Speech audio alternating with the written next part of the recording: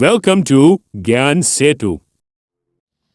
Hello દોસ્તો, સ્વાગત છે તમારું મારી યુટ્યુબ ચેનલ એટલે કે જ્ઞાન સેતુમાં. મિત્રો, જો તમે અમારી ચેનલને સબસ્ક્રાઇબ ના કરી હોય તો સૌપ્રથમ સબસ્ક્રાઇબ કરી લેજો અને શરૂઆત કરીએ આજના વિડીયો ટોપિકની. તો મિત્રો, આજે આપણે ધોરણ 7નું ચેપ્ટર નંબર 2 એટલે કે અપૂર્ણાંક અને દશાંશ સંખ્યાઓ જોઈશું. અને ચેપ્ટર નંબર 2નું આપણે 2.1નો પ્રશ્ન નંબર 5 જોઈશું. તો શરૂઆત કરીએ આજના પ્રશ્નોની. તો નીચેના પ્રશ્નોના જવાબ આપો. તો આપણે લાઇનસર એટલે કે સ્ટેપ બાય સ્ટેપ પ્રશ્નોના જવાબ આપીશું. તો સૌપ્રથમ પ્રશ્ન કહે છે કે 24 × 1 દૂત્યાંશ.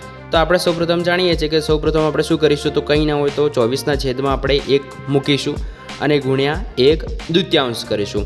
આપણે જોઈ શકીએ છીએ કે અંશ અને છેદ સીધી રીતે ઉડી શકે છે, એટલે સીધું 12 દુ 24 અને અંશનો ગુણાકાર થશે 12 એકા 12, એટલે આપણો જવાબ સીધો 12 આવી જશે. એવી જ રીતે અહીં જોઈશું તો 46 × 1 દૂત્યાંશ.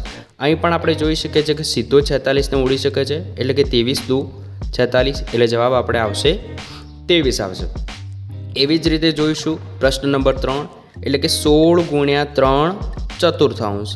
કંઈ ના હોય તો આપણે 16ના છેદમાં 1 મૂકીશું. ચોગું 16 ઉડી જાય છે અને 4 તરી 12, એટલે આપણો જવાબ આવી જશે 12 આવી જશે. એવી જ રીતે આપણે પ્રશ્ન નંબર જોઈશું 36 × 3 ચતુર્થાંશ.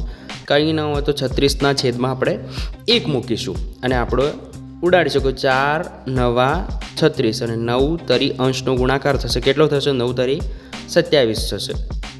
પ્રશ્ન નંબર 5 જોઈશું તો 18/1 મૂકીશું અને 2 તૃતીયાંશ કરીશું. તો 3 છંગ 18 અને 6 દુ 12 અંશનો ગુણાકાર કરીશું. 6 દુ 12 જવાબ આવશે. એવી જ રીતે 27ના છેદમાં 1 મૂકીશું અને 2 તૃતીયાંશ કરીશું. 3 9 27 થશે અને અંશનો ગુણા એટલે કે 9 દુ 18 થશે.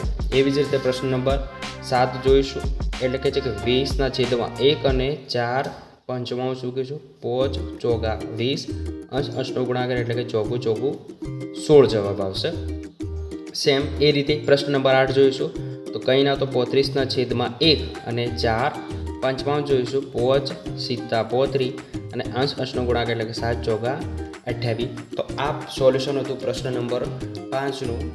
મિત્રો, જો તમે અમારા વિડીયોને ગમતા હોય તો અમારી ચેનલને સબસ્ક્રાઈબ કરો, અમારા વિડીયોને લાઈક કરો અને અમારી ચેનલ બને એટલી શેર કરો. જય હિન્દ, જય ભારત.